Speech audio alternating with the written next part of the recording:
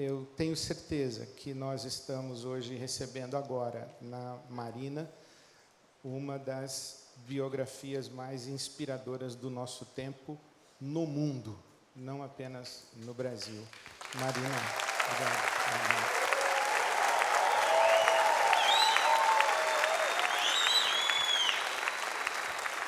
Em primeiro lugar, eu quero agradecer a Deus e agradecer ao pastor Ed René, a pastora Silvia, a Fernanda, todos vocês que organizam esse lugar de encontro tão relevante e significativo. E na internet, eu aprendo isso com as minhas filhas, né, Bosco, que quando tem algo assim muito grandioso, elas disseram, mãe, o que é que eu faço com isso, né? Então, eu vou receber da seguinte forma.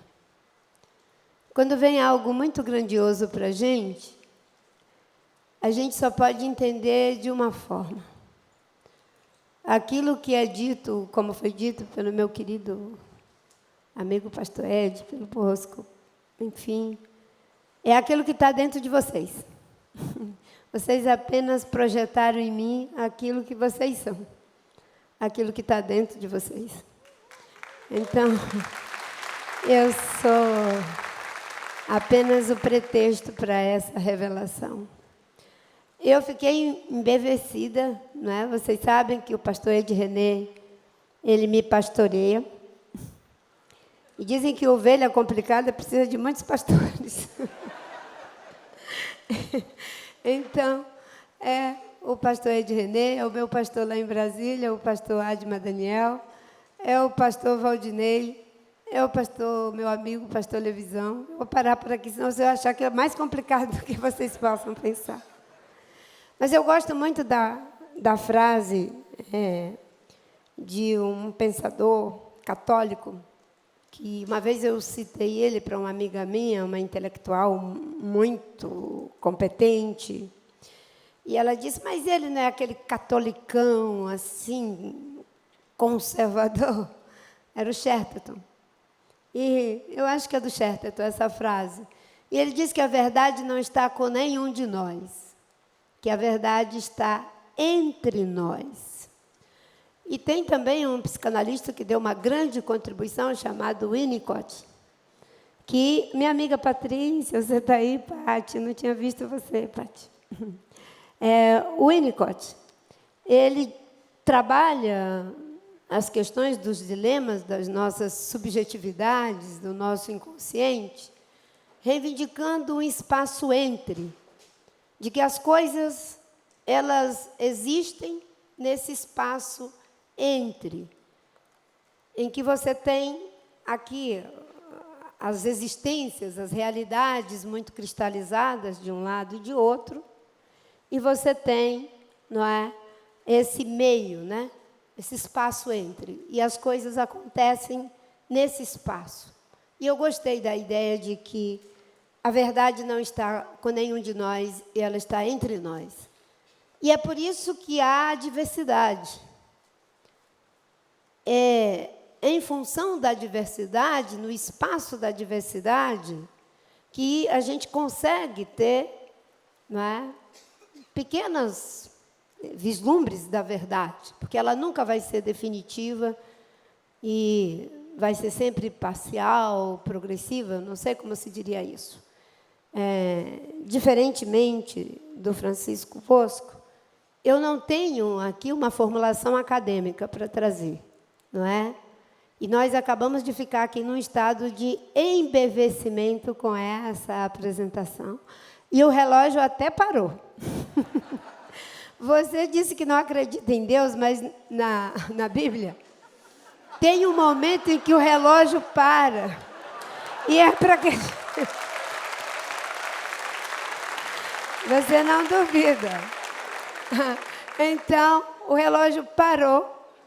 E o relógio parou para um ateu falar, olha que coisa linda, como Deus é maravilhoso.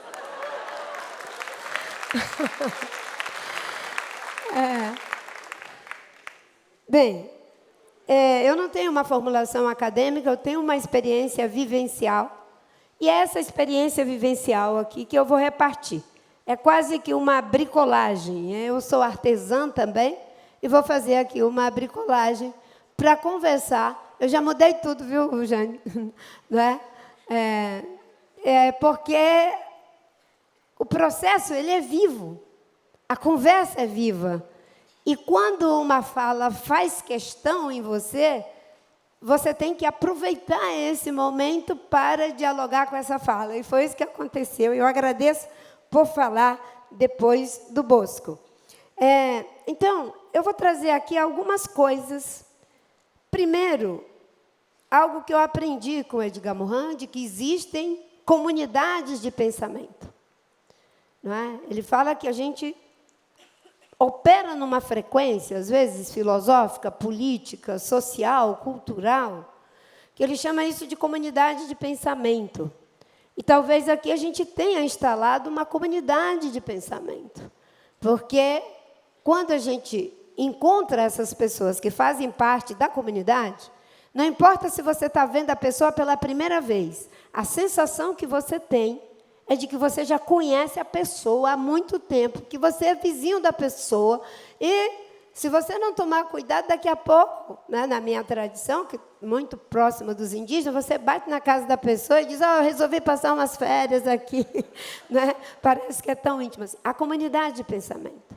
Né? E essa comunidade de pensamento, ela acontece, mas no espaço, talvez, da política, da religiosidade, daquilo que a gente faz, a gente funciona muito também por identificação. A gente se identifica com determinadas questões. O problema da identificação é que ela é inconsciente. Você se identifica inconscientemente com algo. E ao estar identificado com algo, quando você se desidentifica, já é um caminho sem volta. Se eu imagino que se eu sou copo, e de repente eu percebo que não sou copo, eu sou Marina e um copo, não adianta mais eu insistir e querer voltar a ser copo. Já era, é um caminho sem volta. Não sei se está dando para entender o raciocínio. Então, uma pessoa que vive uma identificação que é inconsciente, não adianta você ficar fazendo apelações puramente verbais, ou seja qual for, é um fenômeno que não vai acontecer. Só quando alguma coisa, um gatilho, na psicanálise isso acontece no espaço da análise, mas também no espaço de fé isso pode acontecer. A conversão, por exemplo. Por que você diz, eu sou uma nova criatura? Porque você se desidentificou com a velha criatura, e você agora, de fato, você se sente como uma nova criatura. Você já viu alguém chegar e contar tudo que você fez de errado num púlpito aqui, para as pessoas, falando de você mesmo, como se você estivesse falando de uma outra pessoa? E a tua esposa está na tua frente e você fica falando tudo o que você fez, que você não gostaria que ela soubesse, ou o teu esposo soubesse, estou aqui usando uma linguagem, não é? Mas você fala como se você estivesse falando de uma pessoa que não existe mais. Isso é um processo de desidentificação e de uma identificação com uma outra criatura. Na Bíblia a gente fala de nova criatura, não é? Essa nova criatura. Agora, o que nós temos hoje em relação à política, para mim está dentro de uma quadratura maior. Nós vemos de um processo histórico, social, político, econômico de identificação. E, de repente, em função de inúmeros fatores, a gente está vivendo muitas desidentificações e o rompimento do laço social, que agora vai para o extremo do rompimento até mesmo do laço pessoal. Como é que funciona isso? Eu venho de uma cultura, de uma cosmovisão, que é uma mistura dos postulados denotativos do saber, moderno, de certo e errado, com a tradição do saber narrativo das populações tradicionais, do saber escutar, do saber, enfim, ver e do saber fazer. Na Bíblia diz que a gente pode ver e não perceber, não é isso? A gente pode ouvir e não compreender. E a gente pode até ouvir e compreender, ver e perceber e não fazer. Aí a gente vai para o terreno da hipocrisia de uma árvore que não dá frutos. Na tradição do saber narrativo, ela vem sobretudo desse: ouvir e compreender, ver e perceber e saber fazer. Esse conhecimento, essa tecnologia, nós não sabemos como lidar com ela no mundo da ciência moderna. Mas o que nós somos é uma mistura de tudo isso. E o Roberto Gambini, no seu livro maravilhoso, chamado Espelho Índio, ele vai falar exatamente disso. A nossa raiz histórica, social e econômica, ela vem de uma visão de um mundo europeu que chega aqui no Brasil e percebe os indígenas, que são nossos povos originários, iguais a uma árvore, a uma pedra, a um pássaro, como se eles fossem seres que não tinham alma, que não tinham história, que não tinham cultura. E isso eu não sei se é ele ou o Darcy Ribeiro, como eu disse, não sou acadêmica, então vou aqui fazendo a minha bricolagem. Né? Cria um espaço de lugar nenhum. Não sei se é ninguémtude, eu acho que é a ideia da ninguémtude. Nós vemos desse lugar de nada. Porque o europeu nos colocou nesse lugar de ninguémtude. E essa ninguémtude, não é? Ela acontece por um recalque. Nós, de fato, não somos, nós não existimos. E como é que a gente deixa de existir? A gente não poderia deixar de ser totalmente indígenas, porque se nós fôssemos, deixássemos de ser totalmente indígenas, nós seríamos tratados como os escravizados. Iríamos para esse lugar dos escravizados. Porém, não poderíamos ser tratados como genuinamente originários, porque senão nos seria dado o direito da terra.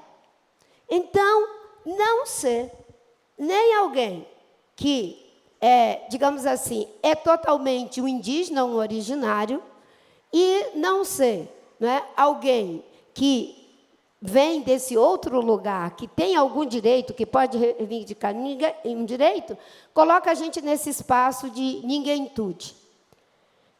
E o Brasil tem uma polarização que ela é ancestral. Essa polarização ancestral que a gente vê e a gente reclama dela, mas ela está dentro de nós. Primeiro é a negação da nossa condição mesmo de índio, de indígena, para poder existir. A gente briga com esse recalque. Agora, quando isso se traduz para fora, não é? Que se derrama para fora, o que acontece? A gente polarizou com a metrópole. Era uma polarização entre a colônia e a metrópole. Entre a ideia de ser império ou de ser uma república. Entre ser um país agrícola ou ser um país industrial. E a gente vai caminhando. Aí a gente, vou dar um pulo, entre ser uma democracia e ser uma ditadura. Só que a gente vai enfraquecendo, empobrecendo isso. E a gente chega onde nós chegamos. Porque nós deixamos de polarizar em relação, não é, a um regime de governo, a um modelo econômico, a um sistema político, democracia ou ditadura, agricultura ou indústria, enfim, império ou república. E nós começamos a polarizar entre democracia ou ditadura, já tem a ver com a questão política, o regime, né? A gente polariza entre Arena ou MDB. A gente polarizou depois, dando um salto, entre PSDB e PT. E aí a gente achou que era pouco diminuir isso e a gente foi polarizar entre pessoas. Né? E a gente chega a essa eleição. vivendo mais do que aquilo que a gente chama de um retrocesso. O que está acontecendo no Brasil não é um retrocesso. É algo mais grave, mais profundo. É uma regressão. O que é uma regressão? É quando você volta a um estado anterior àquele que você já havia avançado. Nós já tínhamos passado do período em que a gente imaginava que os nossos governantes, eles tinham uma unção de Deus, pelo menos no mundo ocidental, para poder ser rei e rainha. E nós substituímos as monarquias pelas democracias. E isso aí tem toda uma história, não tenho tempo de falar aqui. Mas nós fizemos esse movimento. Ao fazermos esse movimento, não é mais os laços de consanguinidade, algo ontologicamente que me capacita para ser o governante, mas na democracia eu vou escolher, teoricamente, aquele que tem as melhores capacidades para nos governar. Como é que nós regredimos? Não é mais, vou usar aqui metaforicamente falando, né, do que aconteceu, acaba de acontecer. Polarizar entre Lula e Bolsonaro. Nós fomos para um lugar anterior a isso, porque quando é regime de governo, modelo econômico, polarização entre pessoas, nós ainda estamos no terreno do humano, daquilo que a gente consegue lidar. Mas agora nós estávamos polarizando entre as forças do céu e as forças do inferno. Certo? É uma regressão entre um Messias e um anti-Messias. Não existem categorias políticas, sociológicas para lidar com isso. É algo que está num terreno muito perigoso. E quando eu percebi esse movimento, eu pensei, é muito difícil achar uma chave de conectividade para conversar com isso. É muito difícil. Agora, por que eu falei a história da desidentificação? O movimento que tem que ser feito é um movimento que abra espaço de sentidos, de diálogo, de conectividade. Nós não podemos achar que 58 milhões de brasileiros descartam. Concordo inteiramente com o Bosco. Nós não podemos achar, né, para o outro lado, que os 60 milhões, para esse, também descartam. Não. Nós temos uma base comum. Essa base comum é o ponto de partida. É a pedra de toque, aí, se a gente pode achar. O que é que nós somos? Somos seres humanos. Essa é a nossa base comum. Em cima dessa base comum, a gente pode conversar. A gente pode ser totalmente diferente, mas nós somos seres humanos. E ao sermos seres humanos, diz o Jean Ansaldi, em cima dessa base comum, a gente pode se interpelar, aprofundar as nossas diferenças, mesmo que seja para que cada um possa ir mais fundo na sua respectiva direção. Você é um ateu, mas a gente conversa. E a gente aprende. Você é uma pessoa que tem fé? Fé, não estou dizendo que tem que ser evangélico, certo? Mas não tem problema. A gente conversa, porque nós somos seres humanos. Existe um espaço de conectividade. Você vai aprofundar a tua direção, eu aprofundo a minha, mas a gente não perde a nossa base comum. O que está acontecendo com a gente é o risco de rompermos o laço social, de não perceber o outro como sendo também um humano, que é uma grande contribuição do judaísmo. E quem está dizendo isso não sou eu, é um psicanalista que infelizmente já nos deixou, que é o Contardo Caligares. Ele diz que, né, o judaísmo ele introduz o conceito de humanidade, porque antes você iria orar pelo seu Deus, para o seu Deus. E se eu sou desse Deus, o resto, que esse Deus expruda. Porque eles não pertencem ao meu Deus. O Deus da minha tribo é o Deus que vai destruir o Deus da tua tribo. Que não é o meu povo, que não é do meu Deus. Tu não é nem um humano. Mas o que o judaísmo diz? Quando o estrangeiro vier aqui, nesse muro, nesse templo, e orar, vindo de qualquer canto do mundo, ouve a sua oração, e faz chover, e faz isso e faz aquilo, e etc, etc. Ele funda o conceito de a humanidade, todos somos filhos de Deus, e a oração era para ser ouvida pelo hebreu, pelo judeu, pelo ateu, que se der uma escorregadinha, né, faz mesmo que um funcionário que eu tinha, que era ateu de carteirinha. E aí foi um avião monomotor, o ministério não tinha muito dinheiro, para uma viagem. E começa a tempestade, a nuvem escura, e ele disse, agora que eu não sei rezar. Aí ele disse que só dizia assim, Deus da ministra me socorre, Deus da ministra me socorre. E quando ele chegou, ele fez questão de me contar essa história, e vocês já sabem que o avião não caiu, porque ele me contou a história, correto? Então, nós estamos correndo o risco de não perceber mais o outro como um humano. Se esse humano, que não é mais humano, faz o bolo de aniversário com a fotografia de alguém, eu vou lá e mato. Se esse humano está comemorando a sua vitória e com seus amigos, eu posso ir lá e matar. Ele não é humano. É algo terrível, isso é o rompimento do laço social, do laço pessoal. Isso não pode acontecer porque é muito perigoso. A Hannah Arendt chama isso de banalização do mal. A banalização do mal, não é em si mesmo o mal radical, certo? O mal radical é quando o outro que me sustenta, o outro que me acolhe, o outro que me percebe, o outro que me escuta, ele pode ser descartado porque eu só consigo olhar para o meu próprio espelho. O Caetano Veloso diz na música que Narciso acha feio que não é espelho. Ele falou do nosso narcisismo aqui, certo? Essa atitude narcísica em que eu elimino a sustentação do outro, desse outro, porque o outro é o outro mesmo, é o diferente, no sentido dessa convivência, da singularidade do que é o humano. Nós estamos aqui, parece que a gente pensa a mesma coisa, sente da mesma forma, vê do mesmo jeito, mas nós somos singulares. A forma como você está me escutando, como você está me vendo, é única, única.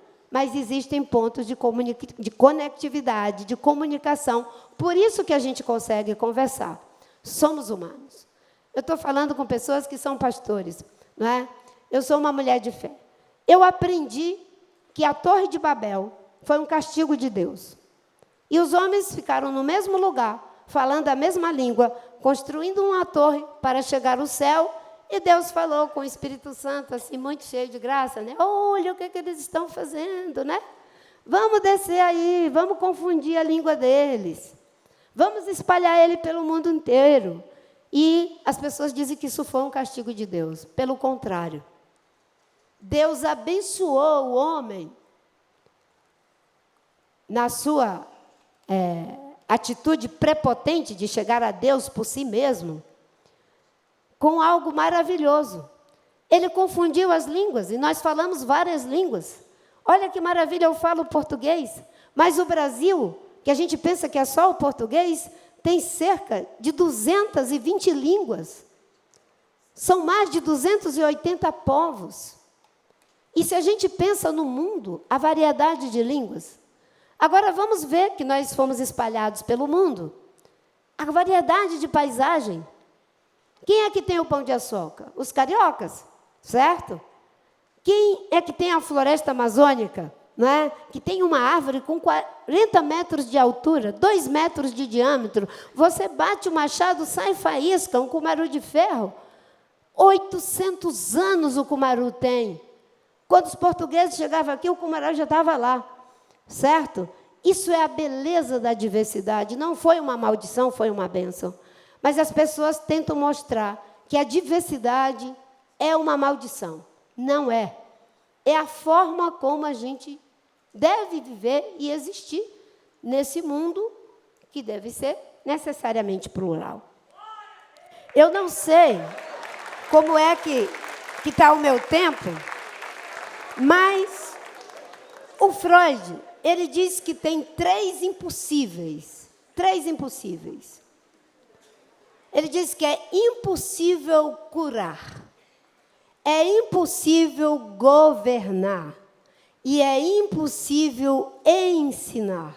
Graças a Deus que eu aprendi isso. Porque eu sou professora, eu sou política. Não é possível governar, eu sou professora, uma contradição. Não é possível governar, eu sou política, parece uma contradição. E a minha avó era parteira tradicional. É impossível curar. O Lacan acrescentou uma coisita a mais. Ele diz que é impossível fazer desejar. Ou o desejo está aí dentro de nós, de você, ou não tem quem enfie o desejo em você. Ele pode ser recalcado, inibido, o que for, mas chega um momento que você pode ter contato com esse desejo e ele vai aparecer. Eu não vou enfiar um desejo, ele está aí, certo? É impossível fazer desejar. E o ser humano tem capacidade infinita de desejar. Infinita de desejar. Como é que a gente lida com todos esses impossíveis em algo tão complexo que a gente precisa ensinar, a gente precisa governar e a gente precisa curar, inclusive das nossas feridas narcísicas, inclusive das nossas feridas da alma, que eu acho que esse é um momento de grande adoecimento de alma que nós estamos vivendo. É porque a cura não é o médico que nos cura, ou esse organismo reage e se cura, inclusive com a ajudinha do remédio que o médico dá, ou não tem. Tanto é que a gente morre, correto? A gente é que se cura, não é? No ensinar, você é que aprende. Eu não tenho como, é você. Você está dotado da capacidade de aprender. Alicia Fernandes diz que, inclusive, o ensinar e o aprender é uma linguagem. E ela escreveu um livro maravilhoso chamado Idiomas do Aprendente. É maravilhoso, é uma psicopedagoga com a qual eu fiz a minha formação em psicopedagogia. Então, é você que aprende. E eu aprendi isso me percebendo como psicopedagoga, quando eu fiz a minha formação. Aí eu fui descobrir essa história de Piaget. Olha, eu fui analfabeta até os 16 anos. A primeira vez que eu fui chamada numa sala de aula, a professora falou, Maria Osmarina da Silva. E eu fui na mesa da professora. Quando eu cheguei na mesa da professora, ela disse, o que você está fazendo aqui, menina? Eu tinha 16 anos. Quando a gente chama, você responde presente, não vem na mesa do professor. Você é abestada? E todo mundo riu de mim. Eu fiquei com muita vergonha. Eu nunca tinha ido numa sala de aula. E eu disse, eu nunca mais vou voltar nessa escola. E no dia seguinte eu pensei, se eu não voltar mais nessa escola, naquela escola, eu vou ser chamada de abestada para o resto da vida. Eu vou voltar. E eu voltei para aquela sala de aula. Mas aconteceu uma coisa interessante, que quando eu entrei na sala de aula no Mobral, a professora estava ensinando os dígrafos e os fonemas. Tudo isso é essa história de aprender, que é impossível ensinar, correto? E eu fiquei olhando para aquilo, tinha o desenho lá, banana, B mais A, Bá, N mais Naná, ela dizendo para os alunos, que já estavam desde o início do ano. Eu entrei em setembro, o curso tinha começado em fevereiro. Eu não sabia ler e escrever, mas eu sabia matemática, porque eu aprendi com meu pai, que veio do Ceará e sabia até o 3º ano primário, e isso era muita coisa naquele tempo, e me ensinou as contas para não ser enganada na hora de vender a borracha, porque tinha que fazer um desconto de 17% e os patrões roubavam em até 25%, 30% no quilo da borracha. Eu era pequenininha, mas quando ia pesar a borracha, eu ficava de olhinho lá e fazia aqui as contas para não enganarem o meu pai quando ele não estava em casa. E o Piaget diz que a gente aprende com as estruturas prévias que a gente tem. A educação tem que considerar essa estrutura prévia que cada aluno tem e ela é singular. E isso é também válido na igreja e em todo canto. Então, eu vi a professora falando aquilo e eu fiz um cálculo matemático. Eu pensei, ela ensina as letras, o som das letras. soma o som das letras e forma as palavras. Então, eu vou aprender as letras, o som das letras e vou formar as palavras.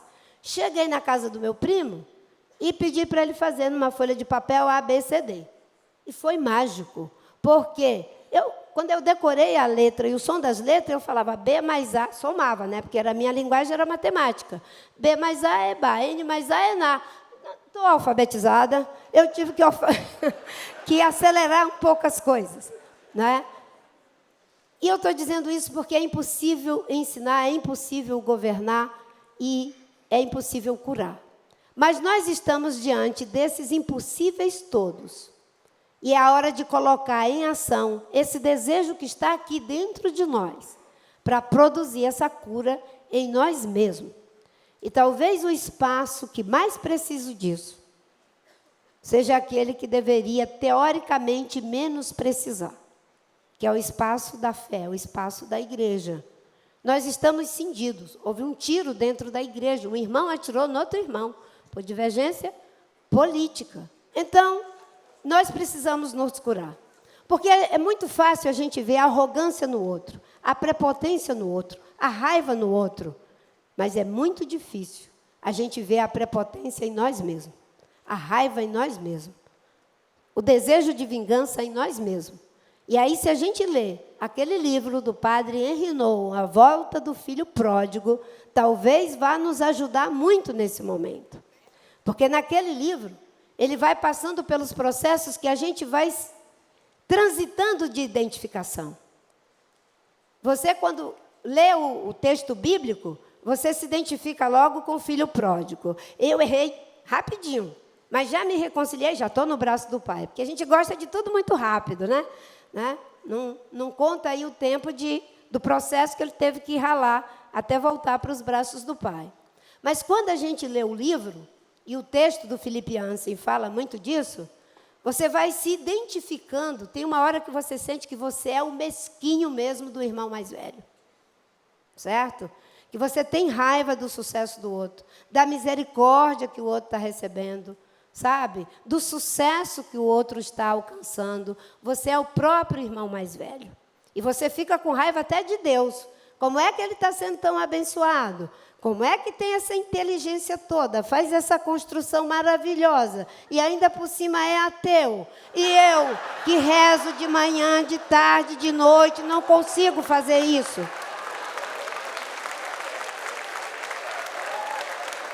A gente não consegue ver.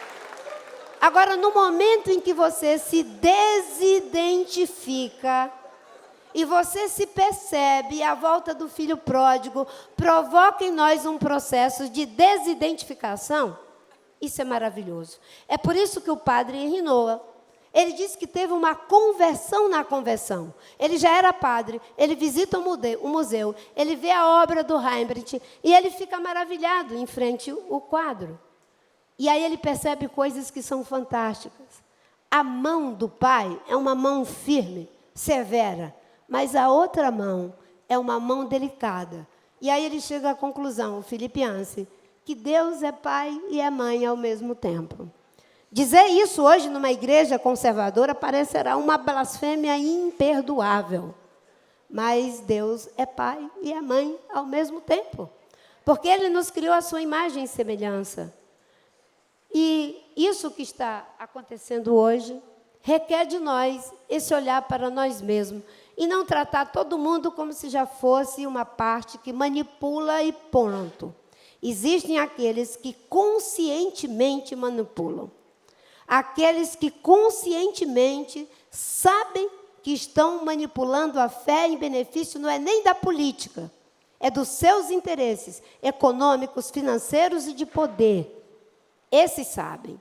E é com esses que a Bíblia diz, Jesus diz, esses pelos quais conscientemente entram os escândalos das pessoas acharem que evangelho é defender arma, de que ser cristão é ser contra preto, de que ser cristão é ter raiva de indígena, de que ser cristão é ser homofóbico, esses pelos quais entram os escândalos, melhor seria amarrar uma mó no pescoço e lançar no fundo do mar.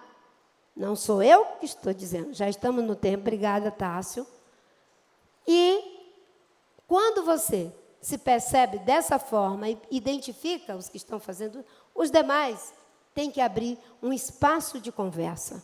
E isso que é válido para a igreja é válido também para a sociedade. O Plínio de Arruda Sampaio me chamava de Poliana, porque ele dizia que eu queria encontrar sempre uma forma de aconchambrar, para ter algum ponto de contato. Mas, olha, se a gente não fizer a aeróbica do bem e ficar botando força na musculatura da divisão, da separação, a gente não vai a lugar nenhum. O que nos trouxe até aqui foi o amor. O amor é a potência econômica, social, cultural mais fantástica que existe nesse universo. É o amor. Porque o amor é ele que me faz apostar num ser humano e reverenciar um ser humano que nasceu e não consegue nem encontrar minha teta para mamar. Mas eu faço uma aposta de amor, que ele vai falar, ele vai significar, ele vai andar, e ele vai ser um grande homem, uma grande mulher, uma grande pessoa, para não ficar só no binário, uma grande pessoa. Essa aposta é a aposta amorosa. Essa aposta é a que precisa ser feita no Brasil. A política não pode ser uma demanda de amor. A política tem que ser uma oferta de amor. A política, como demanda de amor, o que o líder quer é que alguém se mate por ele, que alguém obstrua as estradas por ele, que alguém faça alguma coisa muito por ele. Porque, no fundo, ele é uma pessoa frágil, carente, sem condição de se sustentar nas próprias pernas e é capaz de cortar as pernas de todo mundo para que ele atenda a sua demanda de amor. Quando ela é uma oferta de amor, a política é um serviço. Eu queria ver o que o Bolsonaro fazia se ele tivesse tido 22 milhões de votos e tivesse 1 milhão de votos. E o povo fica todo dizendo, teve menos votos do que o Daçuelo. Eu agradeço imensamente a Deus esse 1 milhão de votos, porque com esse 1 milhão de votos eu estou aqui de pé, acreditando no Brasil, porque nós não somos o resultado e o produto do que a vida faz com a gente. Nós somos resultado e o produto do que nós fazemos com a vida. E esse é o momento de encarar a política não como uma demanda de amor, mas como uma oferta de amor. E eu espero que o campo progressista tenha aprendido a lição. Nós precisamos de todo mundo para não deixar que esse caminho difícil que estava acontecendo, acontecesse.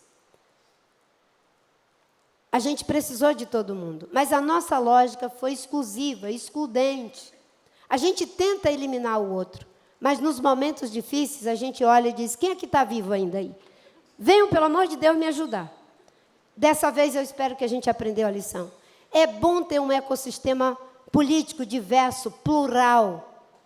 A gente defende a diversidade social, cultural, biológica, em todos os níveis. Vamos defender a diversidade política. Foi muito bonito ver o Zé Aníbal, foi muito bonito ver o Aloysio Nunes, o Fernando Henrique, o PSDB apoiando o Lula. Foi muito bonito ver o Lula dizendo, não é só o PT, eu preciso de todo mundo, eu vou governar com o povo brasileiro. Foi muito bonito ver a Simone Tebet pagar o preço para ir apoiar o Lula em nome de uma causa maior. E será muito bonito se a gente for capaz de, novamente, unir esse Brasil cindido. Não é que nós vamos ser uma gelatina, não.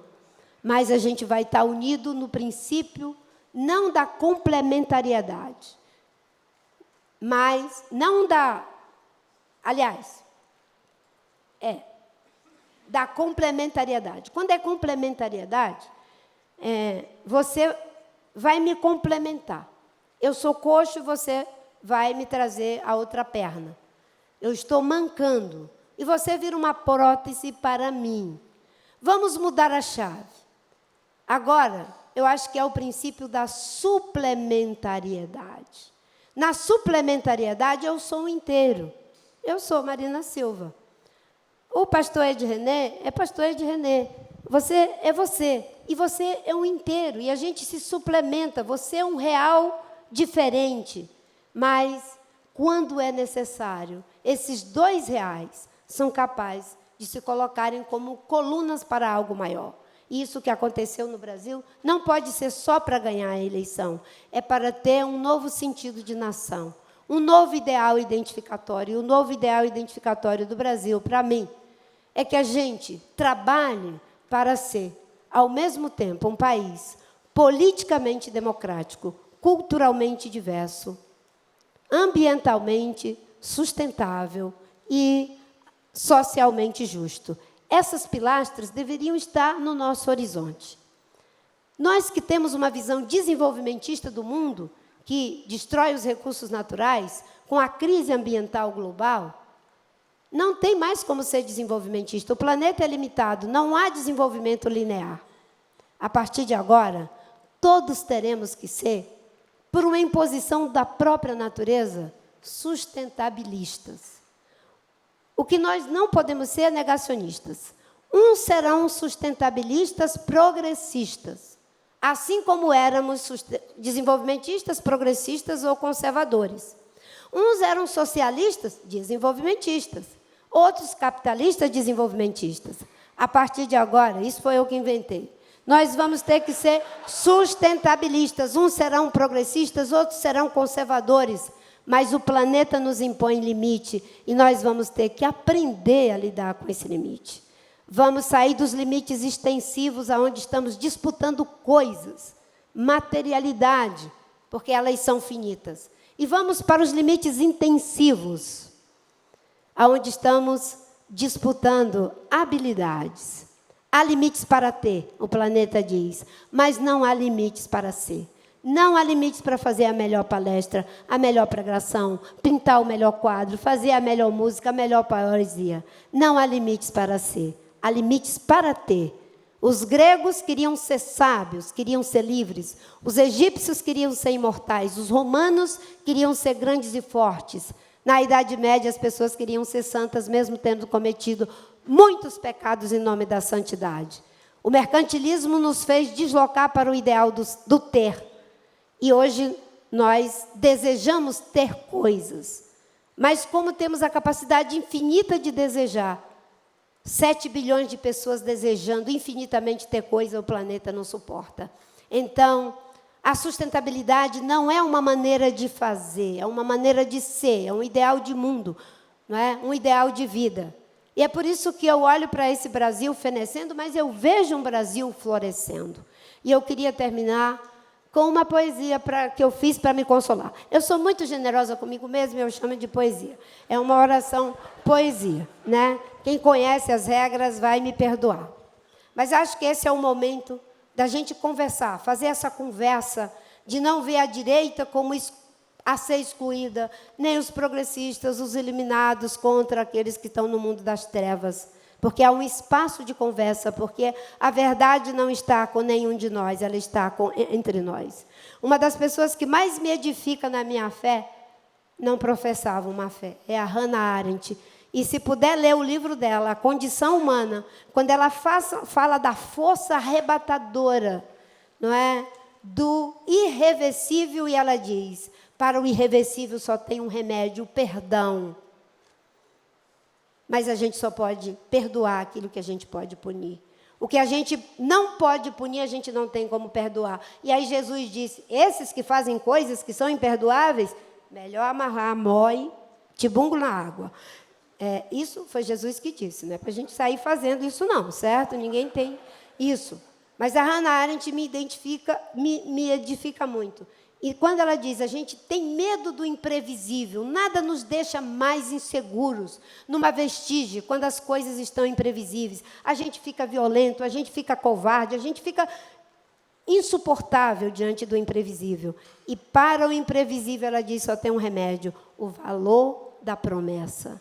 Mas a promessa tem que ser crível. Se eu disser, amanhã o Brasil já é sustentável, ninguém aqui acredita. Essa promessa não serve.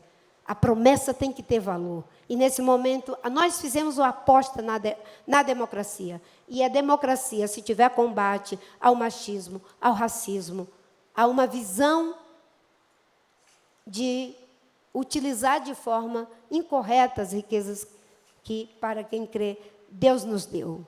Porque viemos do pó, precisamos da água para nos tornar massa. Porque viemos do pó, precisamos do oleiro para nos fazer vasos.